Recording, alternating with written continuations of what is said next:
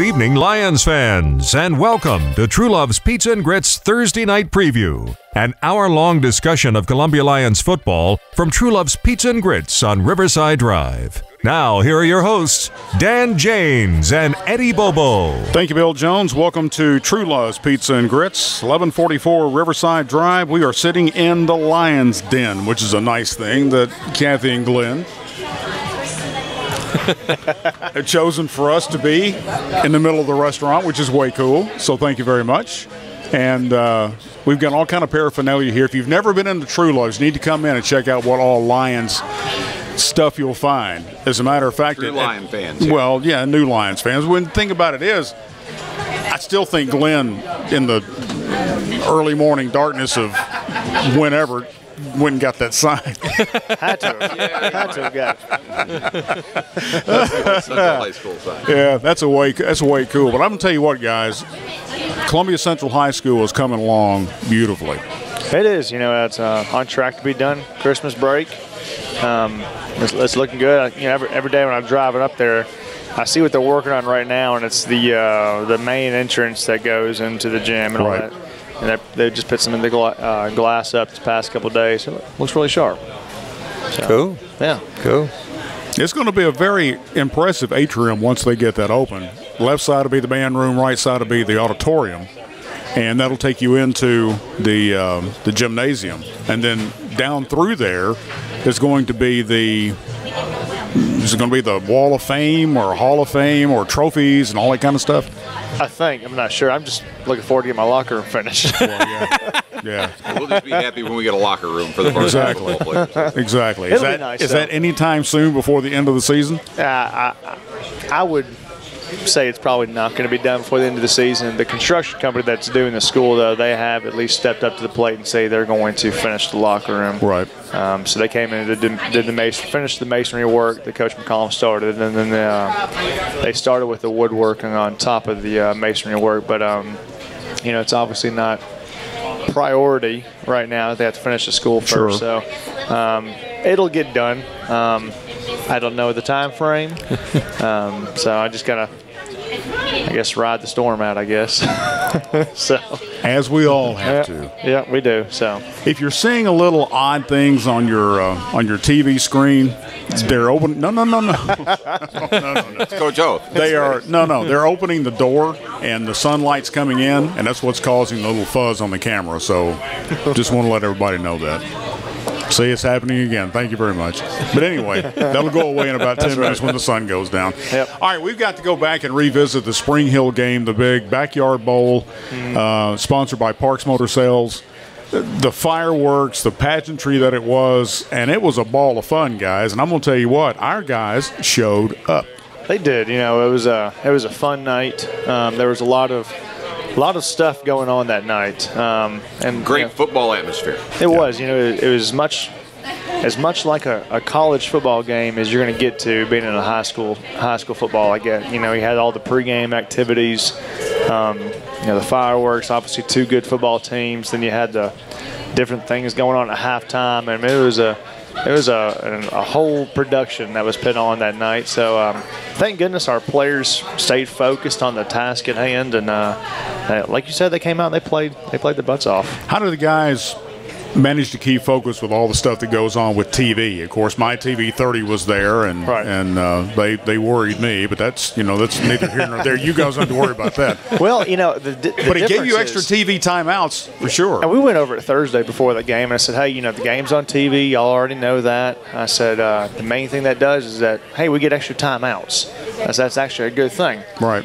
You know, and there's going to be a guy that stands on the 25-yard line for a TV timeout, and he'll walk off. And, you know, so we kind of reviewed that. But I think the biggest difference that I noticed from that TV game compared to the ones in the past, there was no camera on the sideline, which was nice. Yep. I think when you have the camera guy and the crew on the sideline going up and down, it makes it a lot more present for the players to see, and they're right up on top of the players. Well, it wasn't like that Friday, so it was like they weren't even there. All right, let me ask you this, though. Was there a camera at the end zone? Yes. Well, in the end zone, yeah, up in the No. I mean, was there a camera at the goal line? There were some shots they were taking at one point. There was one behind the goalpost. Okay. And off to the south side just a little bit. But it was far away. None of our players could get there. They can't go beyond the 30-yard line or the 25-yard line. But no camera ever came into the player's zone, though, and I think that made a huge difference because in the years past, they've gone right up and down the sidelines with us. Right. And, that can serve as a distraction. So, I mean, it was like the TVs weren't even there. So, now, Coach, you talk about the extra timeouts for TV and everything, but there was a viral timeout that happened. Yeah, there was. It was rather enjoyable to watch. Well, and we can talk about that course of events and what led up to that display there of athleticism that I showed. But Coach Hoth really wanted a timeout. Yes, he did. Well, we. New TSSAA rule is, coaches, we're not allowed on the field at all. Even if a player gets injured on the field, right? Athletic training staff, that's it. Coaches aren't even really allowed to go on the field to check on the player, which, right? It is what it is. I don't necessarily agree with it, but so the first time out I call in the game, I'm kind of on the field a little bit, and the side judge, the official, comes over and says, "Hey, just next time you call a timeout, you got to run down the warning track. You can't run on the field." Okay, my fault. I appreciate you letting me know. Well, come time for need to call that timeout. I'm running down that warning track, and the only referee that's down there is the guy that's keeping the clock. So he obviously can't stop the game. And I'm looking at him, and I'm thinking, yeah, he can't stop the game. So I started looking around for somebody else. And at that point, I'm like, whatever, I'm going to get on the field. But we got the timeout, but it worked out good. And the reason we called that timeout, we weren't trying to freeze our own kicker, because that's kind of like, why are you freezing? No, we were actually going to see if we can get our offense back on the field to draw Spring Hill off sides to give us a new set of downs and also to run some more clock out. And as much as I appreciate this explanation about the timeout, it was the viral feed that was the gem of the entire thing. Oh no, my kids got a kick out of it. They did a whole video with it too. Well, did your wife Summer record them in the backyard the next day? Yeah, she did. That's what I thought, because it went viral too. Yep. It was pleasing to watch. It was funny. They had a good time with it. All right, good deal. But it was a great night. I mean, we did not shut down the running back for Spring Hill. He was going to get his yards, but we did limit him to 2-3 yards. But he got his big number. And best running back we'll face all year. I firmly believe that. And, we told the defense, Dante's going to get some good runs. Right. I mean, they're going to give him the ball. He's going to get some good runs, and we're just going to have to play the next play. And granted, I mean, he did have a bunch of rushing yards, but they primarily came off of 3 carries. 265 yards rushing, but 180 of them came on three runs. Right. 3 runs that, it's still 3 big runs, and still plays we got to stop. And to me, one of the biggest plays of the game was when Jalen Hall recovered the fumble in the end zone. Well, it's huge. I mean, we end up, we have a touchdown lead late in the game, and that's our defensive touchdown that gave us that. They answered, and we kind of got that and kind of closed some momentum there. So it was huge. But even though he got 265, we're looking at Jazarius Zachary, who racked up 206 yards and just showed out. He had a breakout game. We were a little worried going in that game because we were kind of down to just one running back really going in. Kenneth was kind of banged up throughout the week and then getting hurt again on that game. So we went from having 3 running backs to down to 1. And but Jazarius really stepped up to the plate. He had a great game. Offensive line really did a good job, opened up some holes for him. And he made some great cuts. He made some good cuts. Mention your offensive line. Let's get some names out there. All right, well, left to right, got Keelan Littlejohn, Russell Wagner, Drew Williamson, Andrew Fraley, and Roy Zay Pierce. They've done a great job for us this year. And I think a lot of that's they're only playing offense. Roy Zay gets some minutes here and there on defense, but keeping those guys fresh for offensive production, I think has been huge for us. They are the beef that goes along with the taters you got in the background. That's true. Don't. If we're going to talk about that, we got to talk about the defensive line. Okay, go ahead, Coach. Go ahead. Come on now, David Bailey, Josh Hand, Chase Roberts, Jalen Hall. Those guys played really, really well. They did. And they needed to in that game. They played really well. I want to tell you, that Josh Ann has really surprised me this year. He's only a sophomore, and he's really – I tell him every game, I say, you know, the only people going to know you did a good job is your mom and dad and me. You know, because he's down there, you know, he's at nose guard, and he's just underneath the pile most of the time. Right. He's making a pile, but he's under the bottom of it. And you can't see him anyways. I mean, he's only 4'2". I mean, so, but he's fighting hard in there. But, but the defensive line and the whole defense, just that we adjusted so much better than we did the week previous to different formations. And stopping Spring Hill on 4th down. Coach Hoth and I talked before the game. I said, Coach, to beat this team, we got to have 4 quality stops per half. And we were counting them on the headsets. He and I are talking to each other. That's one. That's two. You know, and you know, that first series when we stopped them, I think they got a first down or maybe 2, but we stopped them. I said, Coach, that's 1. You know, and then when they went forward on 4th down and we stopped them, I said, Coach, that's 2. Those are quality stops. And when you can stop a team with that good of a running back and that power of an offense 4 times in a half, you got a good shot at winning a football game. Right. You know, and we were able to do that, even though they had some long runs. The defense really stepped up big. I think 3 different times in that game they went forward on 4th down. Yeah, they had a lot of 4th down stops that game. And we stopped them. That's huge. And now I do have to say, I did not hear you scream a bit that Friday night. Only at us for only when the official wanted the clock reset or his headset reset. Let me explain what goes on with that. We have a set of officials who came with their own headsets that they talk between each other. The instructions were, here's the box, put it in the window, and if for some reason the lights turn red, press the button, and they'll go green, and the things will be working again.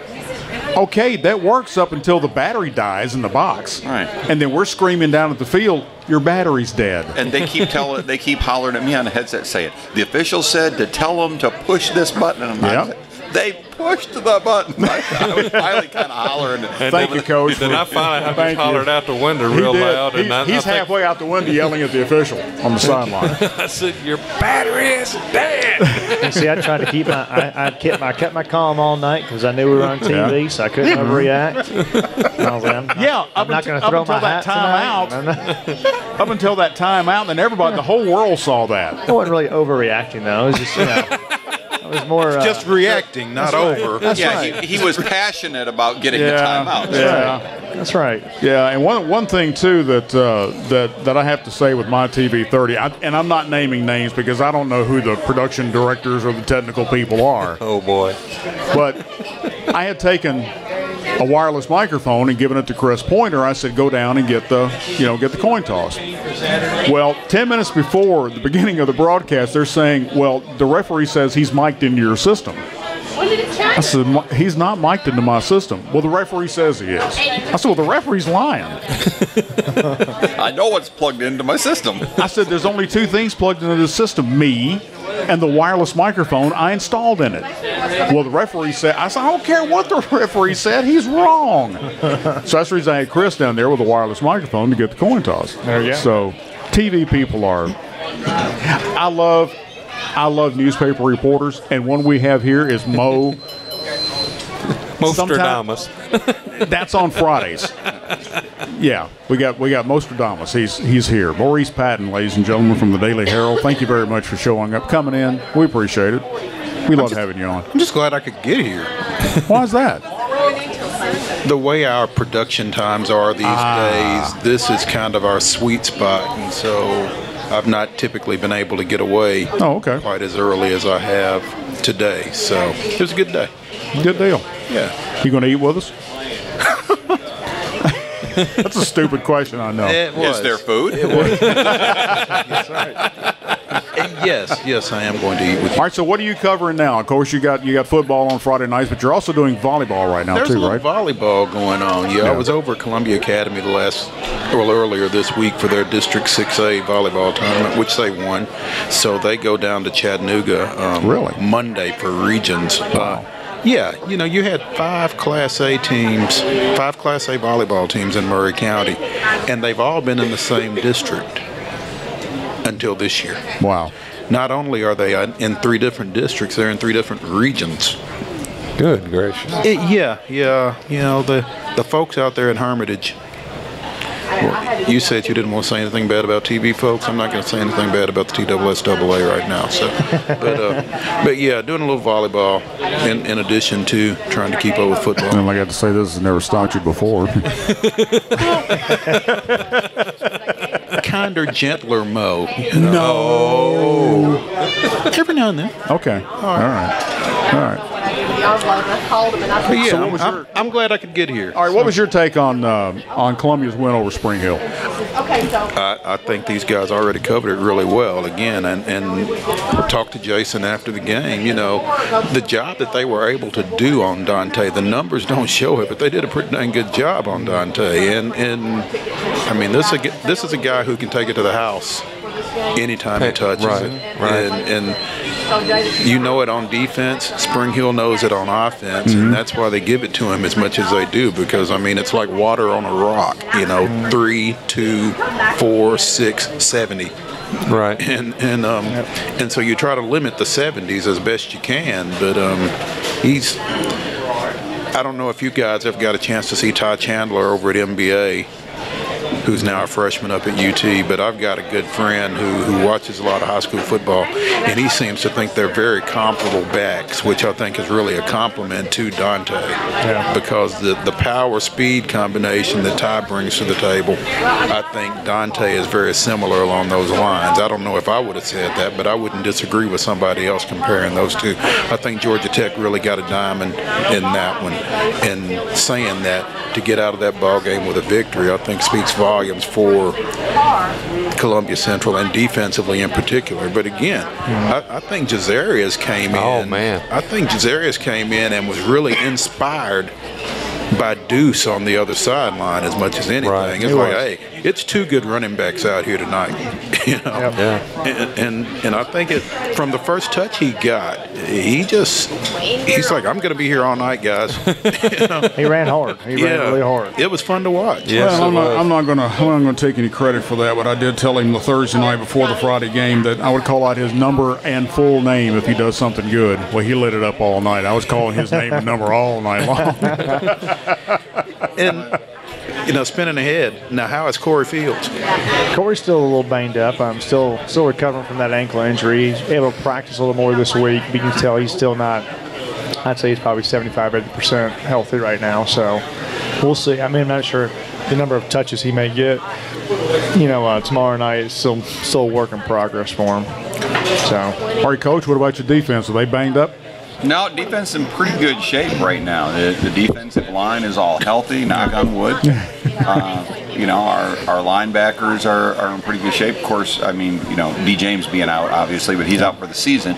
But, you know, we have people that have stepped up in those positions. You know, Andrew Owens is doing a good job there for us right now. Just seen Andrew walk in. You know, and we got, you know, 2 or 3 others that are rolling in. Moss is rolling in. Well, didn't T.J. Bailey get dinged up a little bit? A little bit. The Spring Hill game, he kind of had a lower body injury, but he's healthy, healed up over the bye week and stuff. Good. So you know, he'll be back full strength. He seems healthy. You know, I mean, we feel like going into the game, we're pretty healthy right now. Hey, let me ask y'all something real quick. You know, you mentioned Andrew. How deep are you at kicker? Because, I mean, does it concern you throwing your kicker out there on either offense or defense? It concerns me. Right now, going into tomorrow night, Andrew is the only guy we got. He'll be handling all the kicking duties tomorrow night. So, well, not the punting, but I mean, he'll handle the kickoffs and the PATs and field goals. And it concerns me a little bit because I mean, if he gets hurt, well, I don't know what really we're going to do. We're going to figure something. Where's our other kicker? That's a good question. I don't know. Oh, really? Oh, my. So, AWOL, huh? He won't be there tomorrow night. We didn't see him all week. That's all we can tell you. Yeah. Oh, okay. That's all I can really mention on that, I guess. But you know, Andrew's as far as we need to go. Yeah, I guess so. That's about all I got to say about that. Okay, Forrest Gump. That's right. But, you know, talking about the defense, you know, and I know we talked about the D-line earlier. You know, Chase Roberts, he's leading our team in tackles right now. Man, what a beast. Playing defensive tackle. He's got 47 tackles, 4.5 sacks. And David Bailey, we were talking about this the other day, 40 tackles, and he's got 7 sacks on the year, obviously just a sophomore. So Jalen Hall's had a good year. Montana, Cairns, and Will Anderson have been solid for us.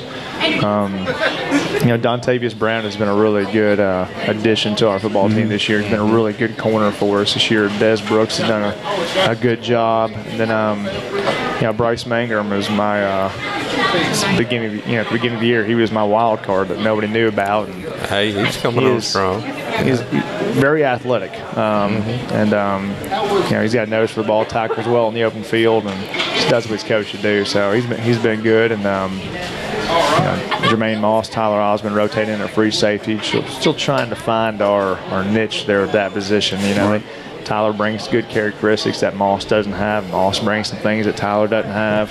You can't really fuse them together into one. But, so that's why we kind of not yet anyhow. We're working on it. We kind of rotate those guys, and we played T.J. Bailey a lot against Spring Hill simply for the fact that if Dante breaks loose, he was the only guy that had a chance to catch him. And he did there in the first half. And he ran him down once. Ran him down one time in the first half and prevented a touchdown.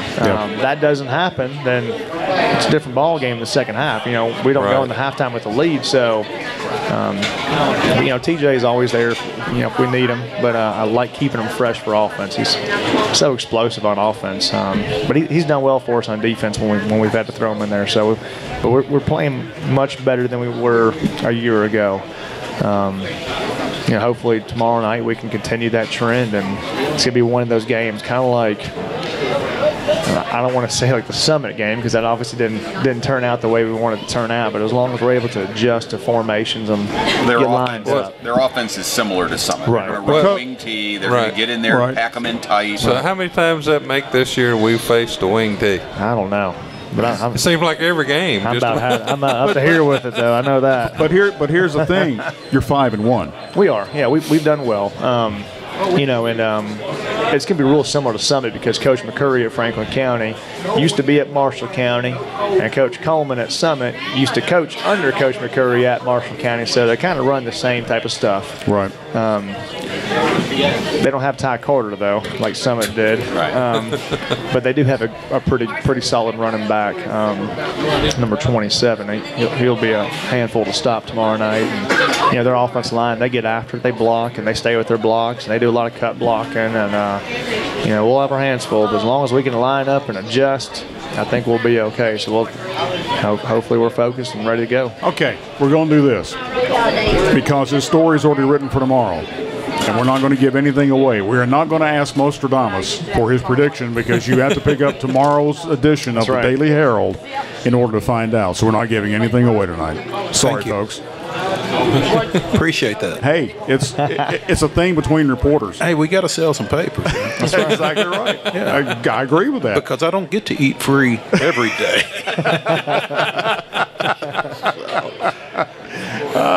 So what's new in the world of the Daily Herald as far as sports goes? We're just trying to get through football season and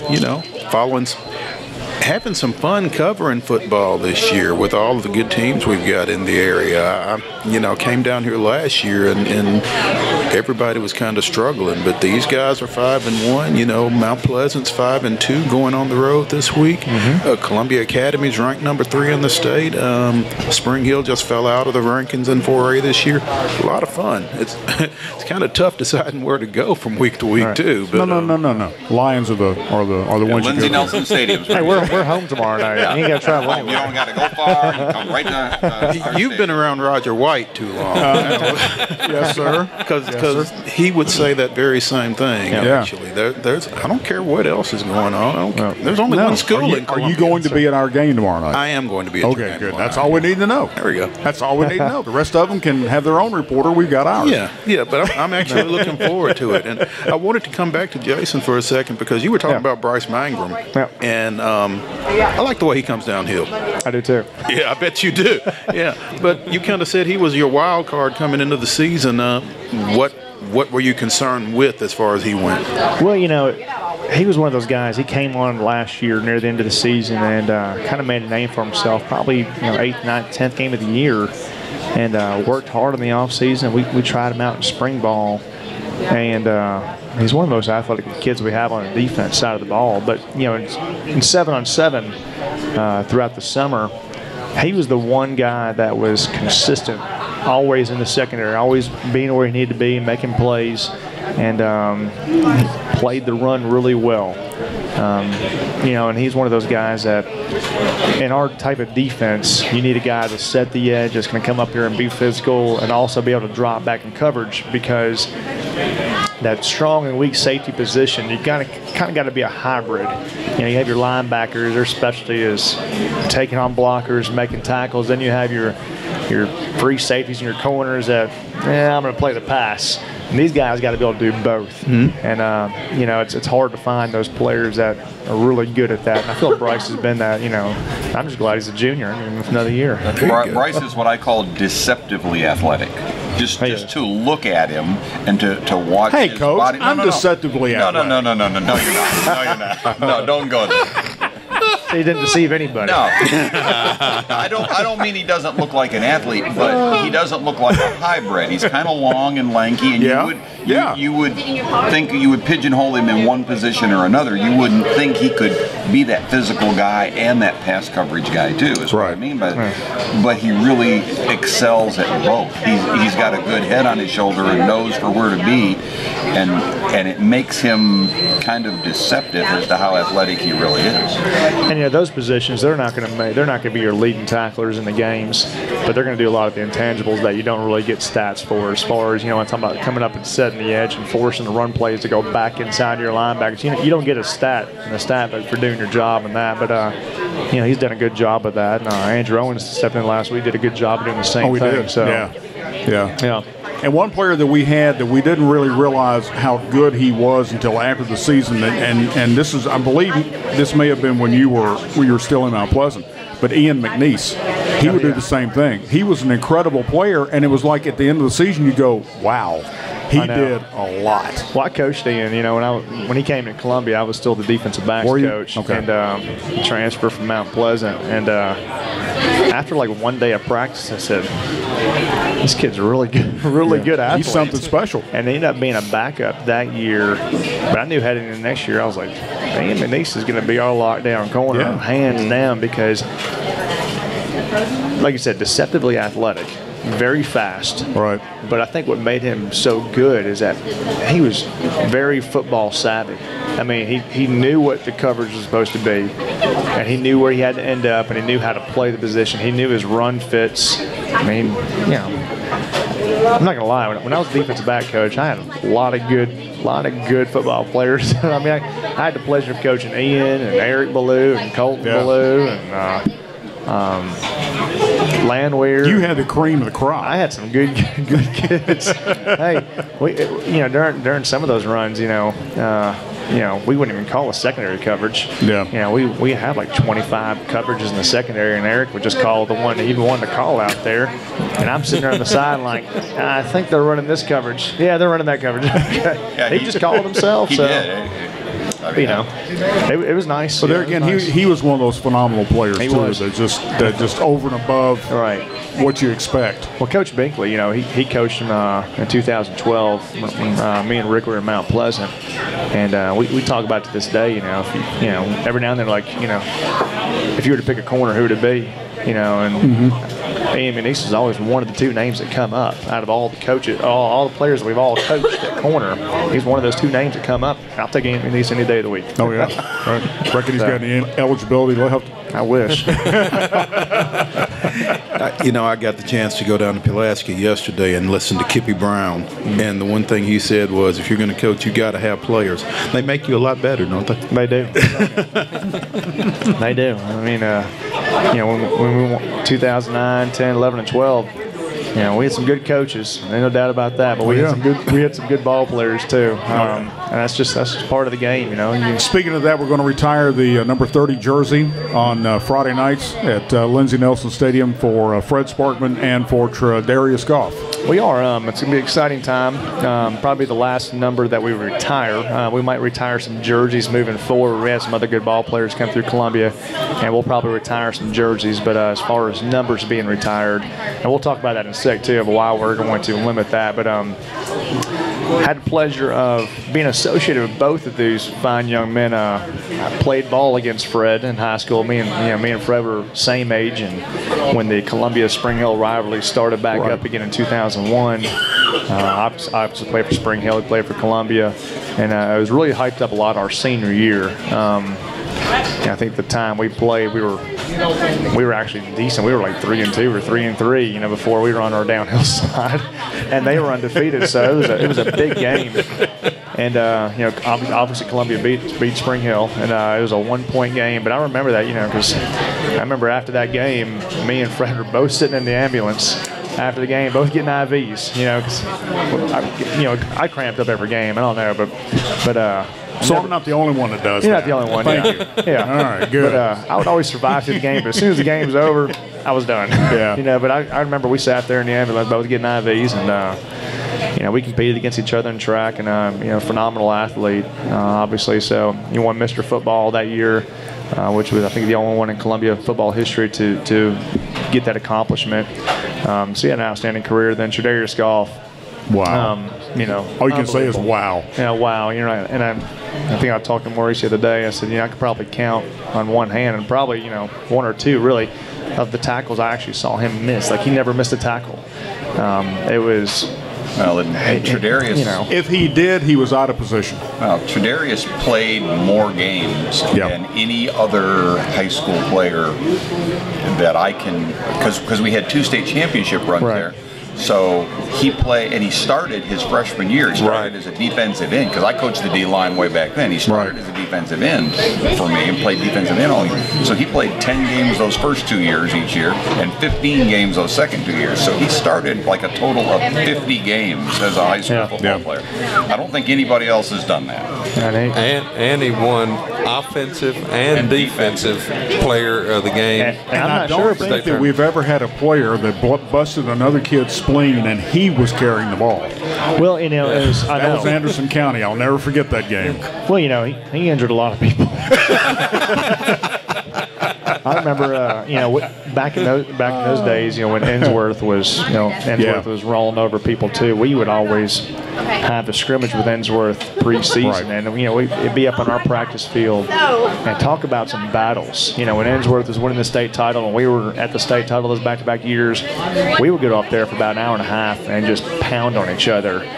And I think they had to call it. Trey D hit somebody, and they had to call the ambulance up there on one of their kids. I mean, one year it didn't last an hour and a half. It lasted about 45 minutes. And their coach was like, they decided it's time for us to go home. And I mean, it was. We had some battles, but Tre'Darius, just special player. What I loved about him is that he was always very coachable, obviously, but always very well mannered.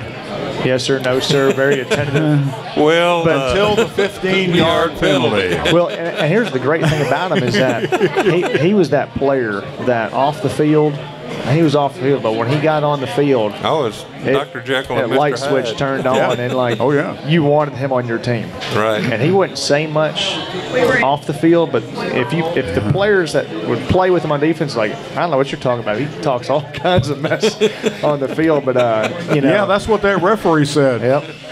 He gotta be kidding me. Coach, that kid's got a mouth on him. You hadn't hurt him. And if I hadn't been standing next to him, I wouldn't have thrown the flag. But I tell you. So clue me in on this one. I'm not familiar with this. Well, all of a sudden we're up in a press box and we see flag go up. What game is this? Was this playoff game or playoff game against Anderson County? Playoff game against Anderson County. Flag goes up. And Vance said, "For what?" He said, "Unsportsmanlike conduct on number 30." He said, "For what?" He said, "Coach, that young man's got a mouth on him."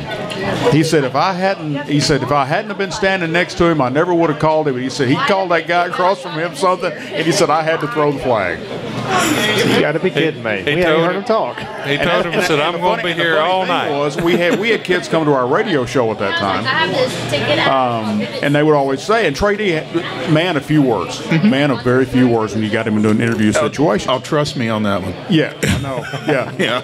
But they always said he does. It was actually a double-sided way of saying it. He said he does his talking on the field, literally, literally, and figuratively and physically. Yeah. but just a phenomenal guy, phenomenal player. And I remember that year in 2010. He ran the ball, a lot throughout the season, but it was more once we hit playoff time. Yeah.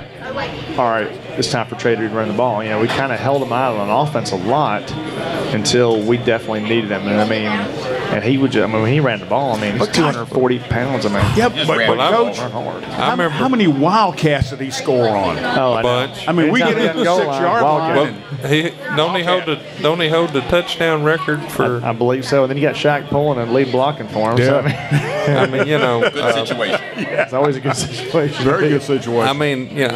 I covered him when he was at Whitthorne, and running back, and they were over at Marshall County, and they handed Trey Lee the ball, and he took off down the field, and I know there was at least 8 Marshall County boys hanging on to him, and he still carried them for about 15, 20 yards before finally one of them tripped him, Yeah, I would imagine when Trey D's got the ball and Shaq's out in front. Oh man, it's that Herman Edwards business decision right there. Who do I want to get hit by? That's right. And C, neither of the above. That's right. Trip and fall and Well, Coach, we need to get some players over. It's about 25 before 7. Maurice Patton from the Daily Herald, thank you so much for joining us. Thank you for having me. Oh, love having you. Drew's on his way over here. Russ, I'm sure he'll be on his way. But going back to the retirement deal, and the reason we're not going to retire any more numbers, retire a number, that's a body I can't put out on the field on Friday night. So no longer anybody will ever wear 54. Nobody will ever wear number 30 again. The reason I want to stop there and start doing jerseys, right, we can continue to dress players out. Right. If I start retiring all the numbers of all the great players, I'm not going to have enough to put a team out there. Because we've had a handful of good players. Because you have to go like 30-A. And you look at Shaq. Shaq was an All-State player, won the state title. Yeah. Obviously had a great career at Georgia Tech, won the Orange Bowl, went to the NFL, won the Super Bowl. All right. The number 30, 2 phenomenal ball players at Columbia, Mr. Football winner, offensive and defensive MVP of the state title game, leading tackle in Columbia. They both wore the same number, so that's why we're going to go ahead and retire that number. But just for future reference, we will retire jerseys, but not necessarily numbers. Okay, well, let it be known on this 5th day of October that you're taking the fun out of retiring a jersey. I'm just saying. I'll take the fun out of it, but here. We get it, Coach. We'll relook at it when somebody else from Columbia goes and but it's easier wins to retire Super Bowl or something. retire the jersey than it is the number. Because I've always been that like. You only have so many numbers. Well, you have so many numbers too. You can't wear number 100 on the field, but if you let the number live on, and a great player that's proved himself in their junior or senior year, I'm going to award you by giving you this number because this number means something in this program. Letting them wear. Oh that. yeah, that'd be cool. I love that perspective of it.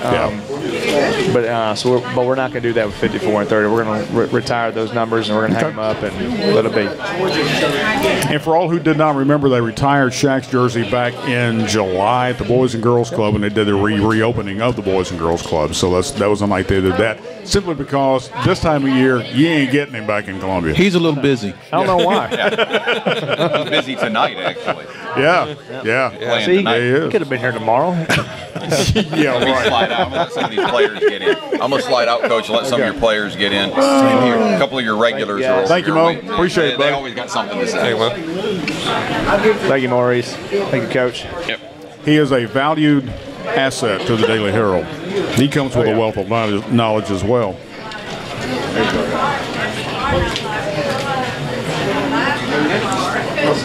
And we've got number 75, Drew Williamson. Number 75 in your program, number 1 in your heart. Amen.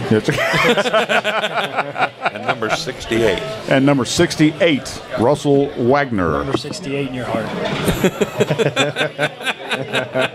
All right, guys, your take on beating Spring Hill. We needed that game badly. I'm just glad I don't have to worry about it anymore.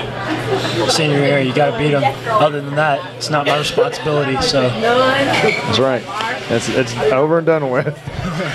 It's good to finally beat them. Like, they beat us all 3 years in middle school.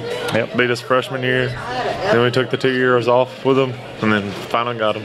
So. And that's what a lot of people didn't know going into this game. Columbia had the overall record against Spring Hill. Spring Hill's only win came in 2003.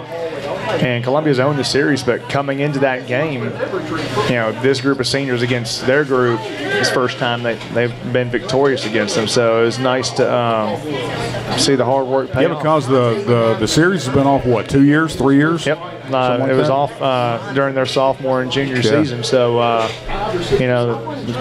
glad to see these seniors come out with a win against that group. All right, how did it tug at your heartstring that you're beating your former alma mater? Felt great. Felt great. What did he say to you after the game? Oh, Jay's a classic guy. Obviously congratulated me. There was no excuses were made. I mean, it was.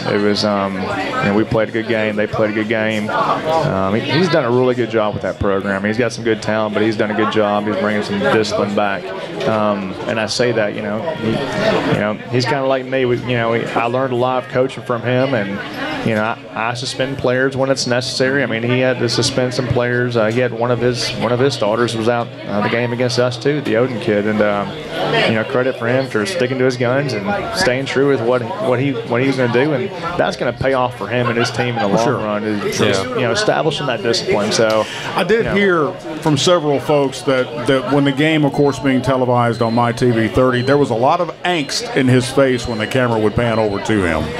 Well, I know. Apparently, he was pretty excited when the game got tied up. I think they got over to him, and about the first time, I think he saw him smile on the TV throughout the night. So, but he was always a very charismatic coach. When he coached, when I played for him in college, I learned a lot from my defense. I mean, essentially the defense we run is the defense he coached me in college. So, and that's got to just sting. We talked a little before the game. Of course, they ran a 3-4 look, and but a lot of our terminology is the same. When we say missile, it means man coverage. Well, his missile's man coverage too. I mean, so a lot of his calls were similar to our calls and what we do. So I mean, obviously I wasn't able to spy on him during the game and see what he was calling. But didn't have to. You already had his playbook. Yeah, we kind of. A lot of film watching. We scattered really well against them. So, yeah. Drew, you've really come in your own being center and doing a great job. So continue the good work. Thank you. He's done an outstanding job. I mean, and big guy here, 68. What can be said? I mean, really, you're doing a heck of a job on that line, man. It's been fun. He's a wide receiver at heart, though. I'll tell you that. He's wanting it. He's wanting to be a tailback. He still lobbies for it. But he's wanting a touchdown, Coach. Hey, you ought to tell him what you did at practice. Yeah, we're doing kickoff today, and Coach Taylor's like, we need 2 guys to go field kicks. So it's me and David Bailey back there, and we're fielding them. And I had a good return on one of them. So if you need a kick return tomorrow night, I'll keep that in mind. Yeah. He also tried to lobby for a fake extra point where the left guard pulls around and tosses the ball up to the left guard. In my mind, I'm seeing White County. This might be the opportunity for him to be able to go for a touchdown. I don't know. I'm just saying. Well, if something happens and the ball is fumbled on offense, and you're close to the goal line, then pick it up and fall in the end zone. Now, key word, if. Yeah. Don't cause the fumble. Yeah, don't cause the fumble. But if you score, you got to give me a big man dance. That's the rule. We got to have a big man dance. I'll be disappointed if I don't get 15 yards. I would be disappointed. I would take the 15-yard penalty on that. We got to get 15 yards if a big boy scores. Because Jalen, he doesn't count as a big boy when he scored. No, you're right. You're right. If it's over 250, it counts. Okay. Yeah. Oh, so over 250 counts as a over big boy 250, dance. yes. Oh, okay. I wouldn't say 250. I think it's. You've got to adjust the weight schedule. So I'd say over 225. Okay, that's fair. Yeah. I think for linemen. Yeah, for linemen. For linemen. But we still have to have the big boy dance. Exactly. And we're going to hold you to it. And I hope it's at home. I do. I hope it is at home because I will embarrass you from the press box. He did kind of preview a big boy dance in the weight room the other day, but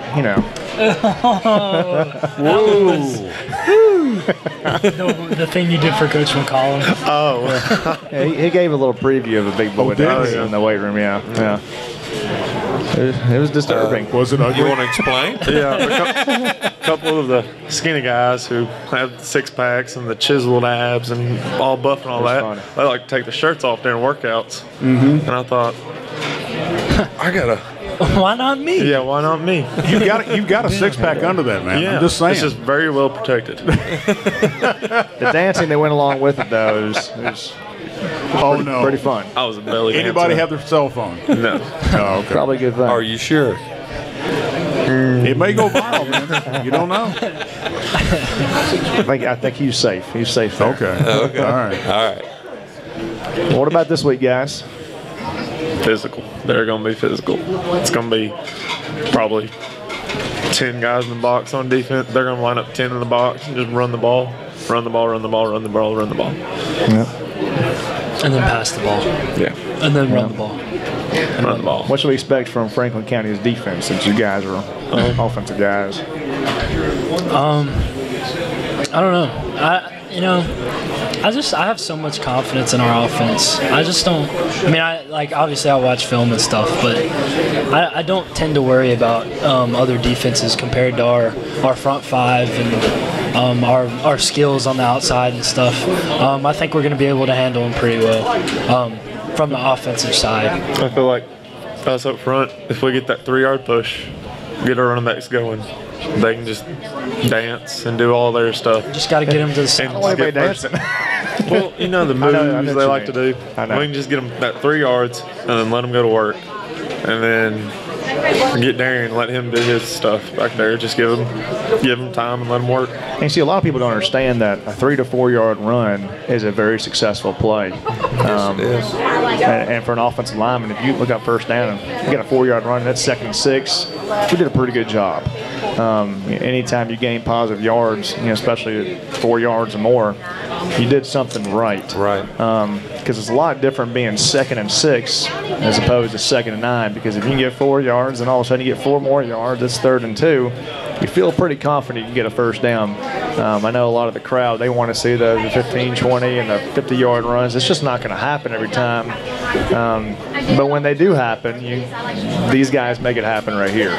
And running backs and receivers, they do an awesome job too, but it all starts with those guys up front. Jazaria's getting 200 yards. Well, his running plays that we did last week, they were between the tackles. Right. They were between the tackles that eventually broke out, which I love to see. And when you're playing an offensive game and you can run the ball on your opponent, it's a really good feeling. It's a good feeling because on the flip side, being defense, if you can't stop the run, you're like, oh, there's not much we can really do here. Right. That's not a good feeling on defense. So we've been there and done that. that's true. That's true. That's not fun. But credit these guys; they've done an outstanding job this year. Yeah. Open holes for our running backs. We don't have a 1,000-yard rusher per se, but we've gained over 1,000 yards rushing.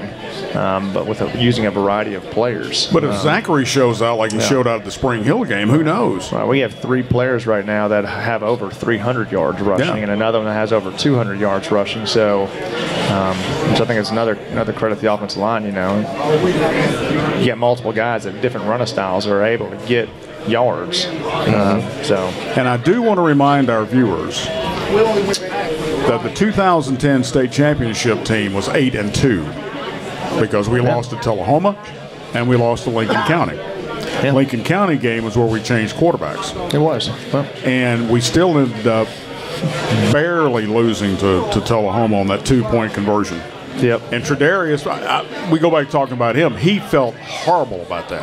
Yep. That was the one tackle he did miss. That's like the one tackle I remember him missing. Yeah. That one right there. Yeah. And it was like 4th and 15. But the coach at Tullahoma said we could not go into overtime. He said our kids they're spent.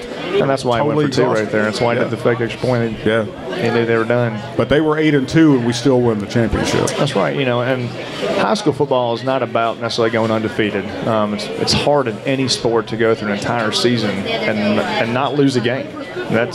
That's an incredible task. Where you want to go undefeated is in the playoffs. Right. I mean, exactly. You do the best you can to get yourself into the playoffs, whether you're a 1 seed or an 8 seed, or if you're 10-0 or 1-9, however you get into the playoffs. If you get into the playoffs, then you've given yourself an opportunity to move forward. And a lot of people, we're sitting at 5-1. I reminded our guys of this today.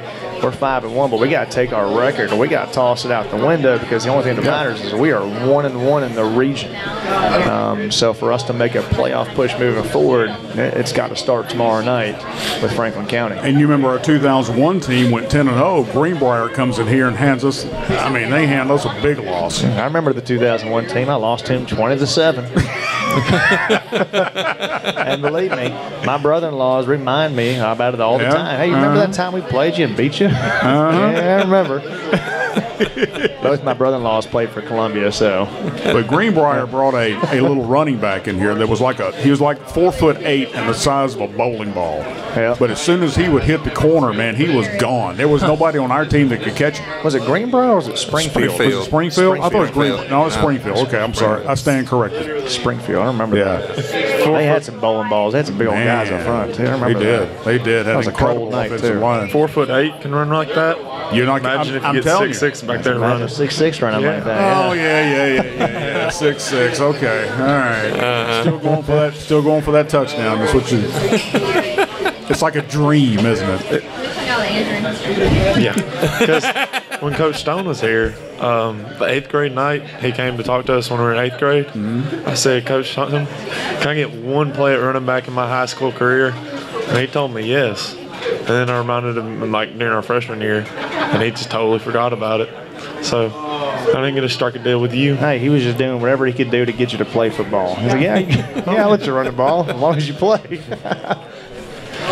We did have a deal at the beginning of the year. That deal fell through. That is true. Because our deal was, if we're undefeated by the time we get to our game against White County. You forget the little codicil that went along with that? Yeah, and I said, if we're undefeated, and I said, if we're up by so many points, I'll give you the ball. We are not undefeated, so, If we win tomorrow night, we'll be undefeated at home.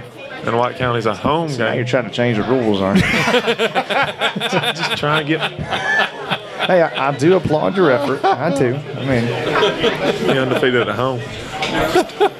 Wow. We said undefeated. He's shuffling the deck on you, Coach. Never specified. You never specified undefeated at home. Hey, he's dealing from the bottom. I want you to know that. I know. This is an old Las Vegas move. He's dealing from the bottom. I know, he is.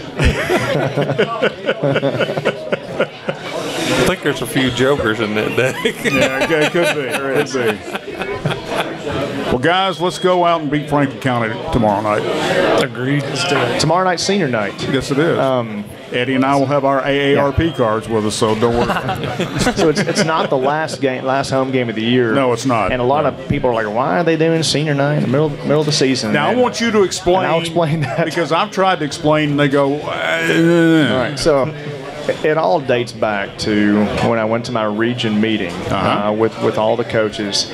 And the teams were kind of pre-selected on when you were playing what team. Right. So number one, that's why we're playing on fall break, because us and White County, maybe one other team, didn't have their bye week that was already predetermined on their fall break. All the other teams got their bye week on their fall break conveniently, but obviously they didn't want to redraw since the majority of the coaches liked their schedule. I was kind of stuck. So that's kind of why we have a game. I didn't, purposely schedule it this way, but it is what it is.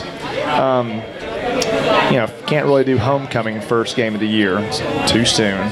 The second home game, they didn't want to do homecoming because it was a 4-day week. It was Labor Day weekend. Didn't want to do homecoming for Spring Hill because, for us financially, it was already going to be a big gate as it was, and a lot of other stuff going on. So we didn't want to add. We didn't want to add one more thing to it, which left Franklin County or White County. Well, it's fall break, and I was all for homecoming this week. Got no homecoming activities, no distractions. Right. Let's do it. Right. But that's obviously not going to happen. And you can't do homecoming and senior night in the same night. So that's why we're doing senior night this week. That's why homecoming became the last home game of the year. So we are going to recognize all of our seniors tomorrow night. The recognition well-deserved. But hopefully, after White County, if we continue to do what we're supposed to do, hopefully these will have maybe another home game if we're able to make the playoffs. And I think a lot of that just depends on what we do the next 4 weeks. So, and then the moms and dads are all going to cry, and it's going to be horrible. My mom cried on senior night, But I think the good thing is that these kids have a chance to keep on playing. Oh yeah, I know at my senior night that was it. I knew it was it. There wasn't another home game, but I think we're recognizing. I think 21 seniors tomorrow night. We have a large number, and they've done an outstanding job for us this year. I think they'll continue to work hard. They got a good group. So the plan is at 6:30 we will do seniors for football. At halftime, we have the presentation of the retirement of the jersey number 30. That's going to be followed by the cheer team, dance team, and band at halftime. Okay, they're doing theirs at halftime. Okay. Yeah, the band's going to be there. Sir, is the band going to be there? It's going to be pet band. Yeah, pet band will be there. Okay. So. Volunteer status. Okay, because I didn't think they were doing all the band. No, they're not. Yeah, no. just they'll do all the band who are seniors, the ones that I've got names for. Yeah. So, just saying. Have you gotten all that information in? I have everything but dance team. All right, well, good. So I don't think none of my stuff has changed. I'm ready to go, man. Dancing.